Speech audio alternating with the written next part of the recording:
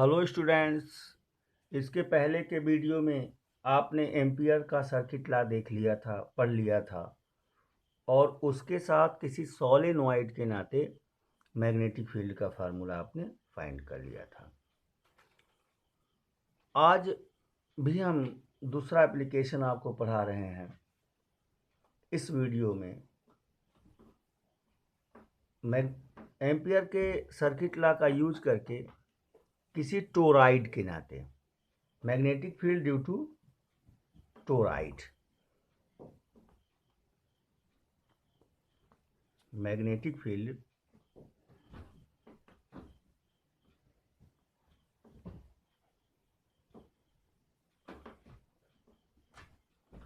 Due to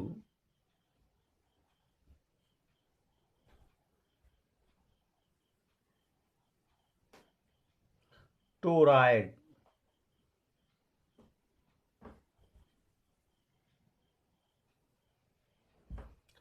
तो सबसे पहले तो ये जानेंगे कि टोराइड होती क्या है। An endless solenoid is called toroid. Endless solenoid means कोई सोलेनॉइड है और उसे सर्कुलर में मोड़ दीजिए, उसके जो दोनों एंड्स हैं उन्हें एक पॉइंट पे ला दीजिए, सर्कुलर रिंग बना दीजिए। मान लिया कोई रबर का पाइप आपके पास है और उसे मोड़ के गोल सर्कुलर रिंग बनाएंगे तो उस तरह से एक टोराइड बन जाएगा। यानी endless solenoid is called toroid. Toroid और सोलेनॉइड दोनों एक ही बातों के रूप हैं। अगर उसे स्ट्रेट रखा गया है सोलेनॉइड को तो सोलेनॉइड है, और सर्कुलर मोड़ दिया गया तो टोराइड हो जाता है। तो इस तरह से मैंने एक सोलेनॉइड, ये सोलेनॉइड है आपकी, आप देखे हैं।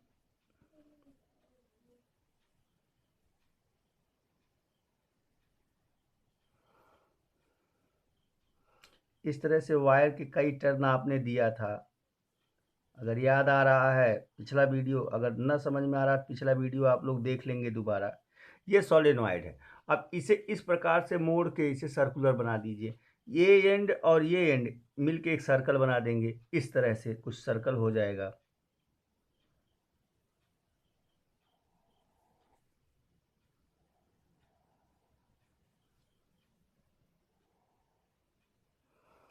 आपने मोड़ दिया उसे इस प्रकार से।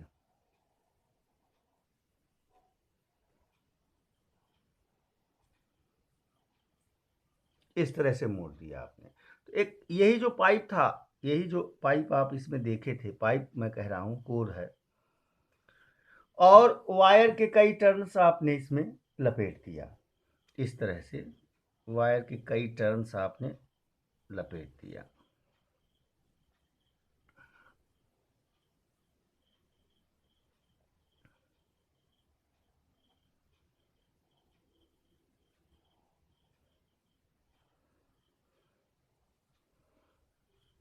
और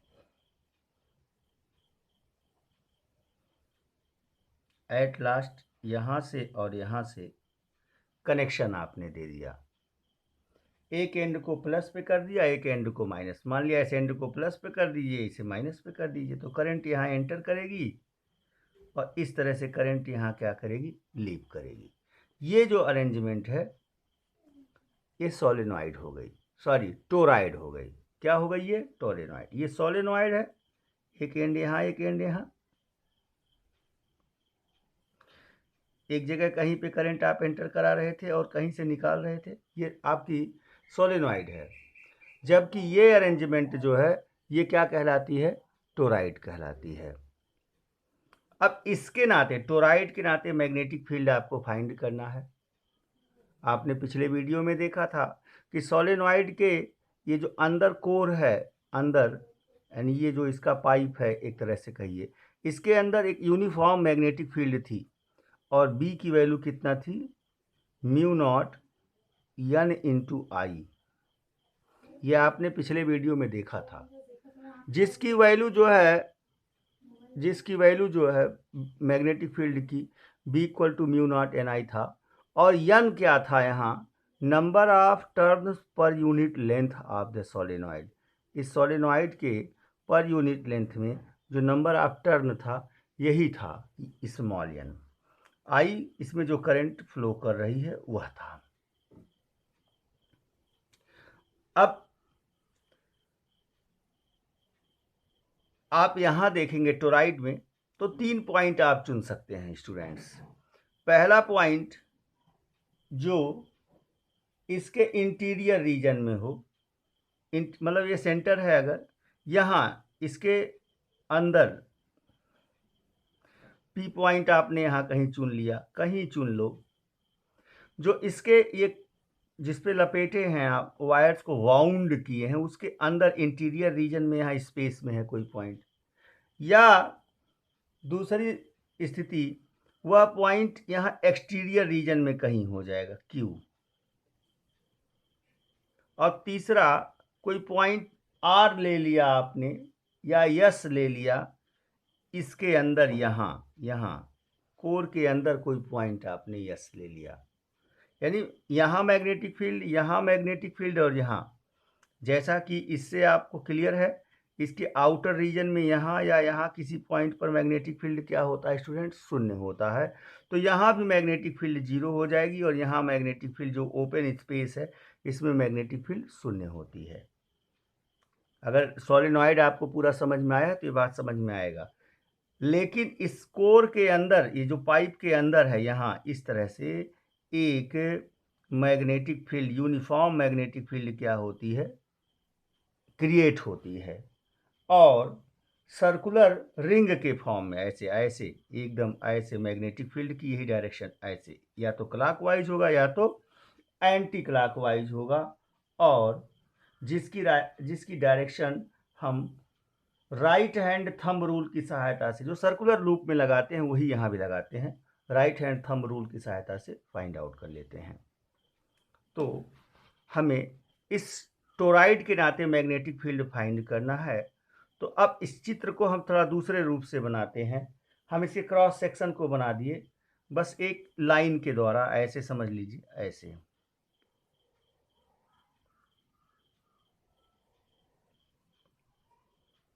ये, और हमें इसके इंटीरियर में किसी पॉइंट पर, यहाँ पी पॉइंट पर, यहाँ मैंने मैग्नेटिक फील्ड को दर्शा दिया है।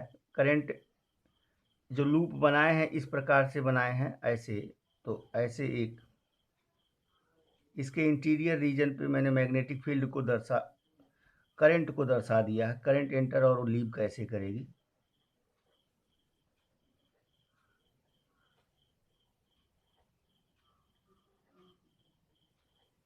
ये क्रॉस, सर्किल क्रॉस के द्वारा। अब इसके इंटीरियर रीजन में यहाँ कोई पॉइंट है पी, तो इससे जाता हुआ मैंने डॉट डॉट डॉट लाइंस के द्वारा एक एम्पियरन लूप की कल्पना कर लिया जो इस पॉइंट से पास हो रहा है। एक काल्पनिक एम्पियरन लूप की कल्पना कर लिया जिसकी रेडियस मैं क्या मान रहा हूं, r1, स्मॉल r1। पहली बात तो पॉइंट 1 मैग्नेटिक फील्ड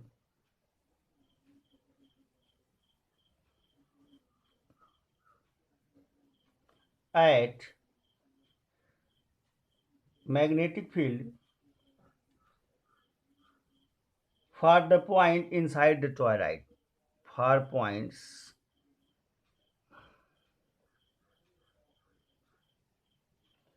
कोई भी पॉइंट आप ले रहे हैं open in, for points in open space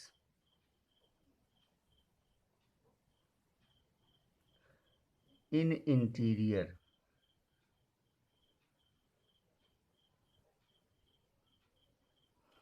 open space in interior माने यहाँ यहाँ यहाँ जहाँ पी हमने चुना है यहाँ मैं बात कर रहा हूँ। तो इस केस में एम्पियर का सर्किट लॉ लगाएंगे तो इस लूप की लेंथ कितनी हो जाएगी, then the length of loop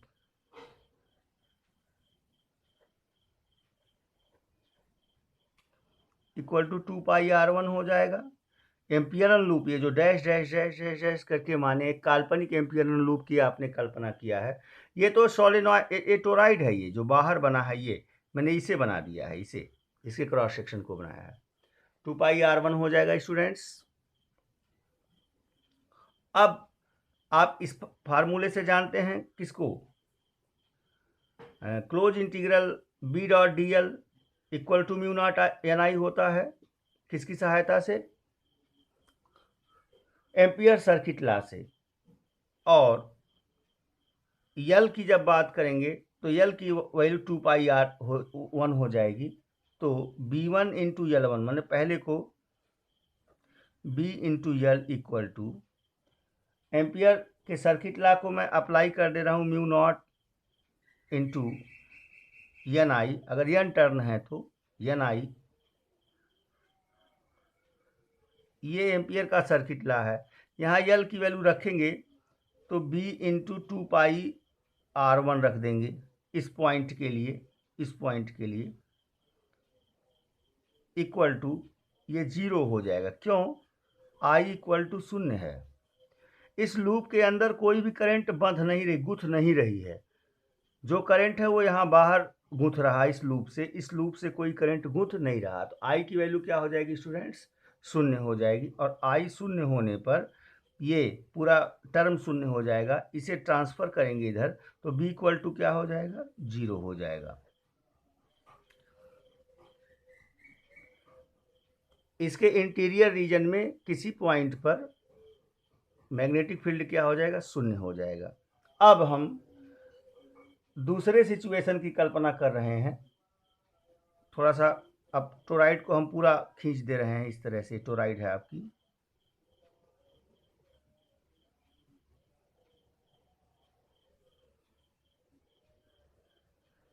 ऐसे इन पॉइंट्स को मैं डॉट्स से दर्शा दे रहा हूं।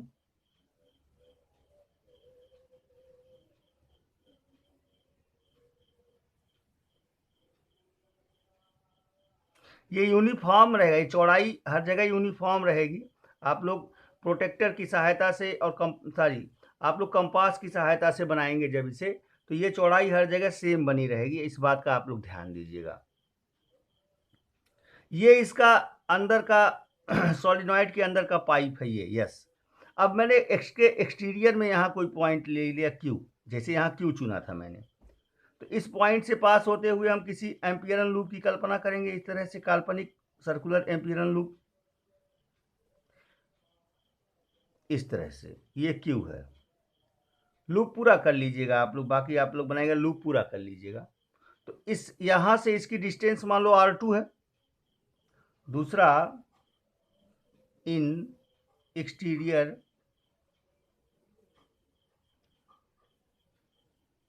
Outer region, exterior outer region की जब आप बात करेंगे स्टूडेंट्स, तो इससे भी कोई करंट नहीं थ्रीड हो रही है, तो b इक्वल टू क्या हो जाएगा, 0 हो जाएगा। तीसरा, inside the far point, inside the toroid, far point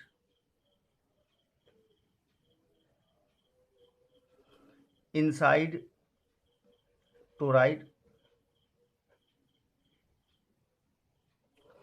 toroid के अंदर माने जो इसका क्रॉस सेक्शन है, इसके अंदर यहाँ कोई पॉइंट यस है, यहाँ जैसे ये पॉइंट यस आपने यहाँ चुना था, इसके लिए अब यहाँ से मिला देंगे आप यहाँ, और वहाँ से कोई लूप आप लेंगे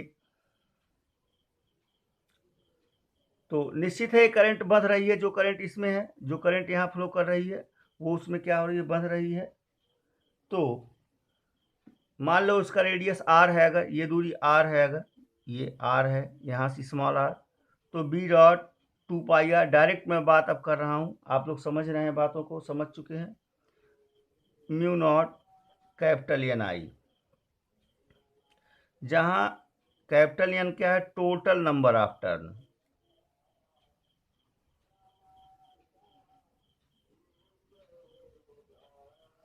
स्टोराइड में जितने टर्न्स लिए गए, टोटल नंबर ऑफ टर्न हो गया। अब पर यूनिट लेंथ में क्या होगा? अब पर यूनिट लेंथ में अगर टर्न्स की संख्या आप निकालते हैं स्टूडेंट्स, तो टोटल लेंथ कितनी है? 2 पाई आर है, यानी स्मॉल एन की वैल्यू हो जाएगी, टोटल लेंथ 2 पाई आर है। अब टोटल नंबर ऑफ टर्न से अगर आप उसे डिवाइड कर देते हैं, भाग दे देते हैं, तो टोटल टर्न में टोटल लेंथ से डिवाइड कर देंगे तो कैपिटल एन की जो वैल्यू आ जाएगी वो 2 pi are into small N हो जाएगी। अब अगर एक टर्न से आई करंट फ्लो हो रहा हो तो इतने टर्न से क्या होगा? वही बात जो यहाँ लिखा है, तो mu not into 2 pi R N into I और B into 2 pi R. 2 pi R से 2 पाई आर कैंसिल हो जाएगा, mu naught N I, B की value mu naught N into I, ये मैग्नेटिक फील्ड हो जाएगी टोराइड के अंदर, यहाँ इस स्पेस में उसके कोर के अंदर किसी भी पॉइंट पर जो मैग्नेटिक फील्ड का वैल्यू होगा, फार्मूला होगा, म्यू नॉट इंटू एन आई हो जाएगा। इस तरह से जहाँ स्मॉल एन क्या है? Number of turns per unit length. Capital N क्या है? Total number of turns in the toroid. इस तरह से किसी टोराइड के नाते मैग्नेटिक फील्ड का फार्मूला आपने देखा। Force on a moving charge in a magnetic field. अगली टॉपिक जो आप पढ़ रहे हैं, टोराइड के मैग्नेटिक फील्ड को निकालने के बाद, force on a moving charge in magnetic field. अगर किसी चार्ज को किसी मैग्नेटिक फील्ड में मूव करा दिया जाए, मोशन में ला दिया जाए, तो मैग्नेटिक फील्ड के इफेक्ट के नाते उस चार्ज पार्टिकल पर एक फोर्स क्रिएट हो जाता है। मैग्नेटिक फील्ड उसे एक फोर्स क्रिएट कर देती है उस पर, और वह चार्ज एक फोर्स एक्सपीरियंस करता है। इस बात को सबसे पहले डच साइंटिस्ट लॉरेंज ने देखा था। और force on a moving charge in magnetic field, शर्त क्या है? चार्ज मोशन में हो तभी ये फोर्स लगता है। अगर चार्ज मैग्नेटिक फील्ड में मोशन में हो, अगर रेस्ट में होगा स्टूडेंट्स, उस पर कोई चार्ज नहीं लगेगा। स्टैटिक चार्जेज पे मैग्नेटिक फील्ड में कोई फोर्स नहीं लगता, मैग्नेटिक फील्ड कोई फोर्स नहीं लगाती। जबकि चार्ज अगर मोशन में हो तो उस पर मैग्नेटिक फील्ड से एक फोर्स क्रिएट हो जाता है। इस फिगर को आप देख रहे हैं, इस फिगर में मैंने दो प्लेन की कल्पना किया है। ये कोई स्पेस है जिसमें ये एक्स एक्सिस है, ये वाई एक्सिस है, और ये एक्सिस जेड एक्सिस है। तीनों एक्सिस मैंने बना दिया।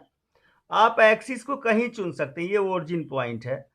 आप एक्सिस कहीं चुन लीजिए अपनी सुविधा के लिए। हमने समझाने के लिए आपको यहाँ X axis, Y axis, Z axis माना है। आप यहाँ एक्स, यहाँ वाई, यहाँ जेड ले सकते हैं, आपकी इच्छा, जहाँ आपकी मर्जी हो। तो मैंने एक प्लेन यहाँ बना दिया, एक्स वाई प्लेन होगा। ये प्लेन कहाँ है? एक्स वाई प्लेन में है। और ये प्लेन कौन सा प्लेन होगा? वाई जेड प्लेन होगा। यह एक प्लेन है वाई जेड प्लेन। मान लिया कोई चार्ज पार्टिकल वाई एक्सिस के साथ या मैग्नेटिक फील्ड के साथ, हमने कहाँ लगाया? मैग्नेटिक फील्ड को वाई एक्सिस के लांग लगा दिया। एक मैग्नेटिक यूनिफॉर्म मैग्नेटिक फील्ड मैंने वाई एक्सिस के लांग लगा दिया। और कोई चार्ज पार्टिकल यहां से वाई एक्सिस से थीटा एंगल बनाता हुआ इस फील्ड में प्रवेश करता है, मूव करता है, जिसकी वेलोसिटी क्या है स्टूडेंट्स? v है। v वेलोसिटी से एंटर अप करता है, तो इस पे तुरंत फोर्स लग जाएगा। और इस फोर्स की जो वैल्यू होगी ये किस पर डिपेंड करेगी? पहला, number one, this force is directly proportional to B. पहला, अगर मैग्नेटिक फील्ड की स्ट्रेंथ ज़्यादा होगी, मैग्नेटिक फील्ड अगर प्रबल होगा, तो magnitude of force is directly proportional to magnetic field. दूसरा, जो दूसरी सिचुएशन है वह चार्ज पे डिपेंड करता है। चार्ज जितना स्ट्रेंथेबल होगा क्यू की वैल्यू पर, force is directly proportional to Q. और तीसरा, force is directly proportional to velocity. इसके वेलोसिटी पे डिपेंड करता है, v पे डिपेंड करता है। और चौथा, इस कंपोनेंट v साइन थीटा कह लो या इस एंगल के साइन पे डिपेंड करता है, या फिर proportional to sine theta. Sine of the angle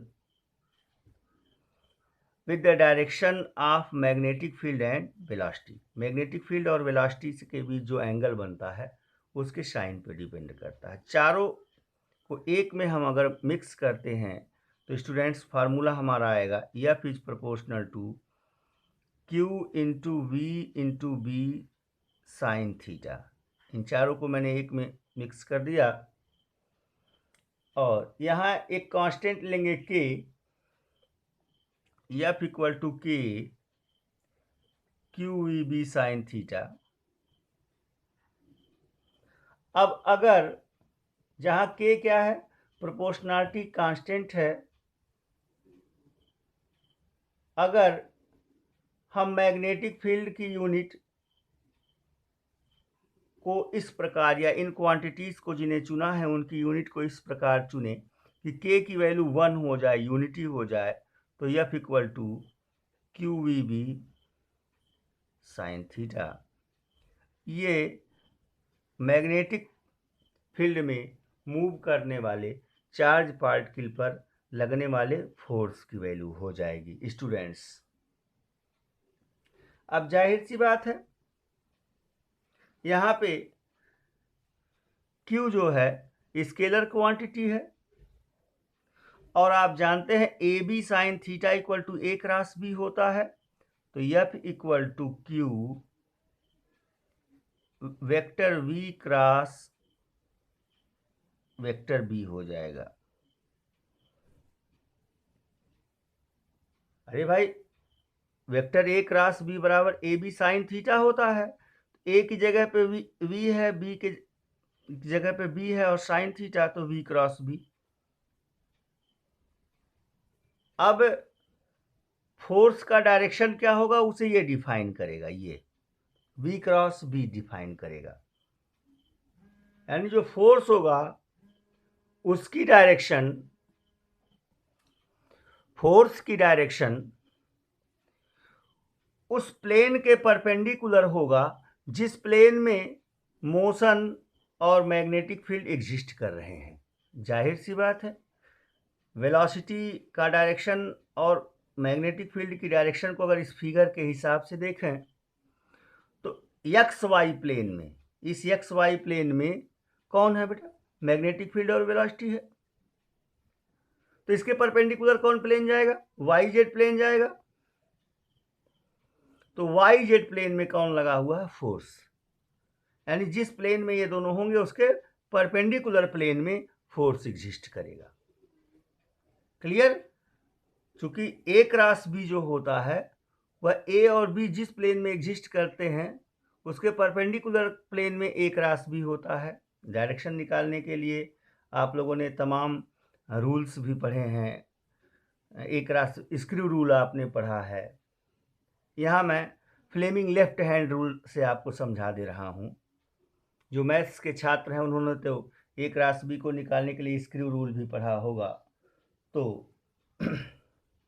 अब हम डायरेक्शन बताने के लिए Fleming left hand rule, direction of F.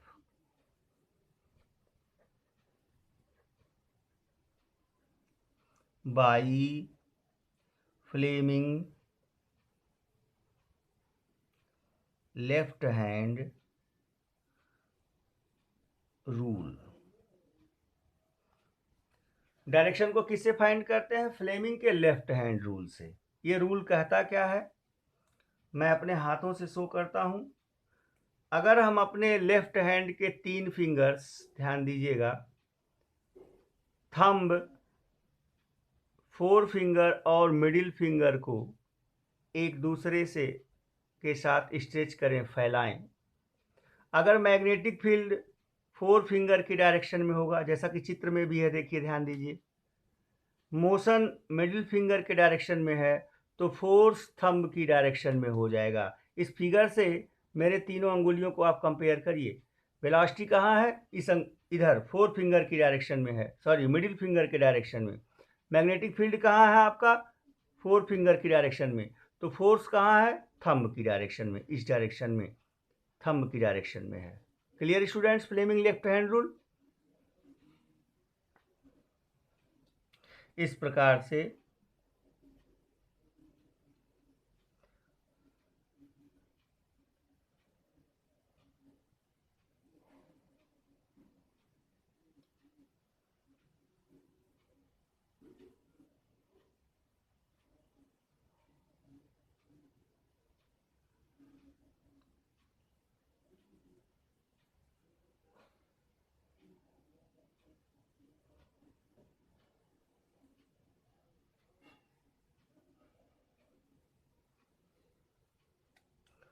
यहाँ इस डायरेक्शन में मैग्नेटिक फील्ड बी है, इस डायरेक्शन में वेलोसिटी बी है, इस डायरेक्शन में क्या होगा? फोर्स होगा। ये फ्लेमिंग का लेफ्ट हैंड रूल हो गया। इफ भी, यदि हम अपने हाथ की 3 अंगुलियों, अंगूठा, तर्जनी और मध्यमा को इस प्रकार फैलाएं कि मैग्नेटिक फील्ड तर्जनी के डायरेक्शन में और मोशन मध्यमा के डायरेक्शन में हो, तो अप्लाइड फोर्स वह थंब की डायरेक्शन में होगा। If we stretch 3 fingers of our left hand in such manner that 4 finger represents the direction of magnetic field, middle finger represents the direction of motion, velocity, then the force will be in the direction of thumb. Students, इसी फार्मूले के द्वारा magnetic field के unit को लिखा गया है। ध्यान देंगे आप लोग, अगर थीटा 90 डिग्री हो, if theta equal to 90, unit of B, magnetic field की यूनिट को लिखा गया है, if theta equal to 90 degree, तो साइन थीटा की वैल्यू 1 हो जाएगी बच्चों। तो b इक्वल टू हो जाएगा F upon Q into V. अब सबकी यूनिट को रख दीजिए स्टूडेंट्स। यहाँ फोर्स की यूनिट न्यूटन होती है और चार्ज की यूनिट कूलाम्ब होती है, और वेलोसिटी की यूनिट मीटर पर सेकेंड, मीटर अपॉन सेकेंड होती है। जरा चार्ज की यूनिट को हम फिर से रिप्रोड्यूस करेंगे। करंट आई यहाँ रफ पे लिख देते हैं, ध्यान दीजिएगा आप लोग। Current I equal to Q upon T होता है, तो Q equal to I into T. Charge Q equal to I into T, current into समय, टाइम। आई एम्पियर में मेजर करते हैं, टाइम को सेकेंड में मेजर करते हैं बच्चों। तो Q equal to ampere into second आप लोग लिख सकते हैं, एम्पियर सेकेंड। तो यहाँ C की जगह पे, कूलाम की जगह पे एम्पियर सेकेंड लिख देंगे, तो सेकेंड से सेकेंड कैंसिल हो जाएगा, तो बचेगा क्या? एम्पियर मीटर, यानी न्यूटन अपॉन एम्पियर मीटर।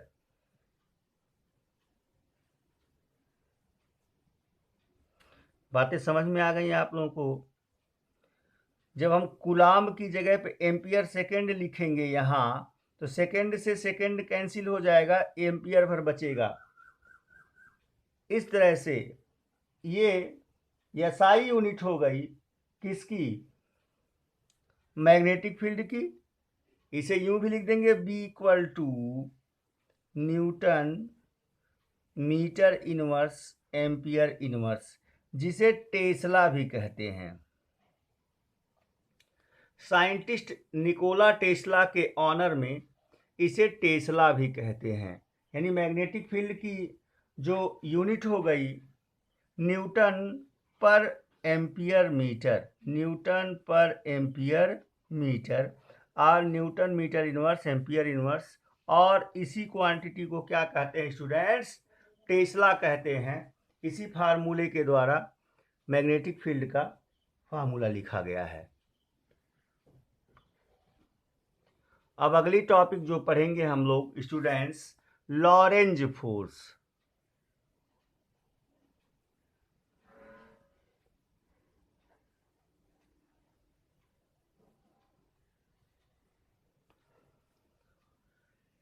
अगर किसी चार्ज पार्टिकल को स्टूडेंट्स हम किसी ऐसे रीजन में मूव कराएं जहां दोनों फील्ड एक साथ अप्लाइड हों, मीन्स मैग्नेटिक फील्ड भी और इलेक्ट्रिक फील्ड भी, तो दोनों फील्ड्स उस पर फोर्स लगाएंगी। इलेक्ट्रिक फील्ड चूंकि चार्ज पे फोर्स लगाती ही है, मैग्नेटिक फील्ड भी मूविंग चार्ज पे फोर्स लगाती है, तो दोनों मिल के उस पर फोर्स लगाएंगे, और इसी कंबाइंड फोर्स को ही लॉरेंज फोर्स कहते हैं।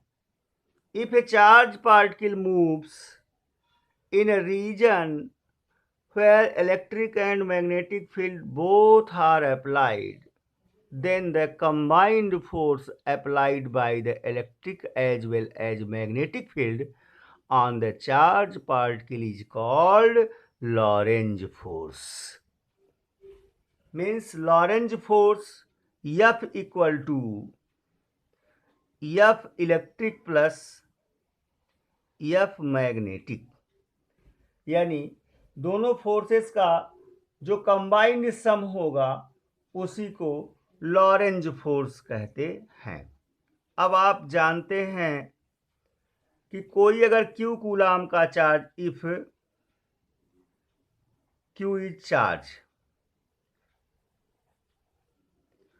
इलेक्ट्रिक फील्ड ई है और मैग्नेटिक फील्ड इलेक्ट्रिक फील्ड है, और बी क्या है, मैग्नेटिक फील्ड है, then the electric force Fe equal to Q into E।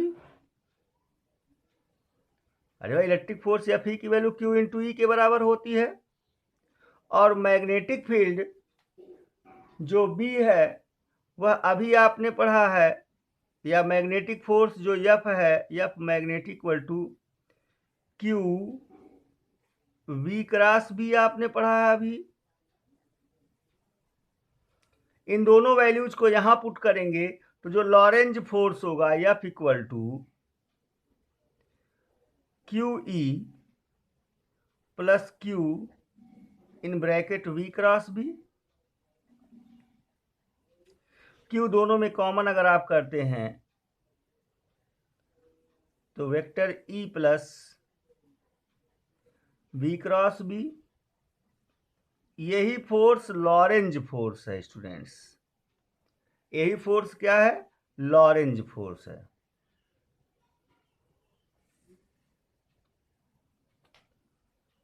The combined force acts on the body. The combined force acts on the body when it, sorry, but not body, charge, on the charge when it moves in a region where magnetic and electric both fields are applied is called Lorentz force.